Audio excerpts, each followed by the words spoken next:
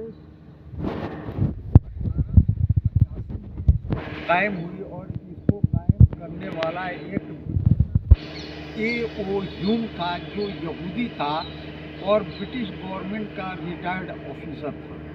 और 1985 में इसको कायम करने की वजह ये थी कि उससे पहले हिंदुस्तान की अस्करी या सियासी दोनों क़यादत मुसलमानों के हाथ में थी और अंग्रेज़ ये चाहते थे कि मुसलमानों से इसको छीन कर हिंदुओं के हाथ में दे दी जाए, इसलिए उन्होंने कांग्रेस को बनाया। कांग्रेस अपने वजूद से ही मुस्लिम मुखालिफ रवैया रखी, लेकिन बहुत ही ज़बरदस्त। 1907 में सबसे पहले लाला लाजपत राय ने कहा कि मुसलमानों को एक छोटा सा टुकड़ा दे करके अलग कर देना चाहिए और इसी तरह से ये सिलसिला चलता रहा। 1924 में इसी बात को दोहराया मदन मोहन मालवीय ने और 1949 आते आते ये एकदम साफ हो गया कि कांग्रेस मुस्लिम मुखालिफ है। जब 1949 में 24 दिसंबर को बाबरी मस्जिद में मूर्तियां रखी गईं तो सेकुलरिज्म के सिंबल जवाहरलाल नेहरू यहाँ के प्राइम मिनिस्टर थे, लाल बहादुर शास्त्री यूपी के होम मिनिस्टर थे और जेपी पंत वहाँ के चीफ मिनिस्टर थे। लेकिन एक इंतज़ामी मामले को ले जाकर कोर्ट में उलझाया गया और उसको फिर बाद में बाबरी मस्जिद पूरी हो गई।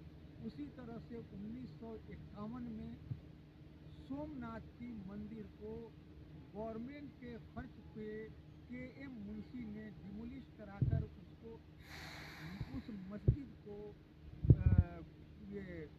सोमनाथ मंदिर के हिस्से में शामिल कर लिया। 1950 में जो कॉन्स्टिट्यूशन लागू हुआ उसके मुताबिक आर्टिकल 341 के तहत जो कुछ शेड्यूल कास्ट को अख्तियारात दिए गए थे या मराद दी गई थी, उसमें कोई मजहब का जिक्र नहीं था, बल्कि बिरादरी थी, वो भी चाहे मुसलमान हो या हिंदू, वो शामिल था।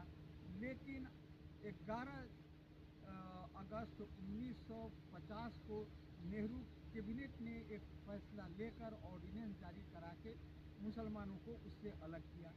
उसी तरह से 1955 में नेहरू ने सबसे पहले काउ स्लाकिंग पे बैन लगाया। 1963 में नेहरू कैबिनेट के मिन्नू मसानी ने सबसे पहले civil code uniform civil code की बात की।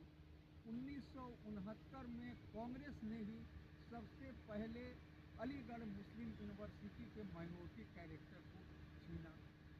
1992 में जब बाबरी मस्जिद शहीद हुई तो सेंटर में कांग्रेस की ही गवर्नमेंट थी और उसके बाद जो कुछ हुआ और जितने फसादात हुए सबसे ज़्यादा कांग्रेस के ही ज़माने में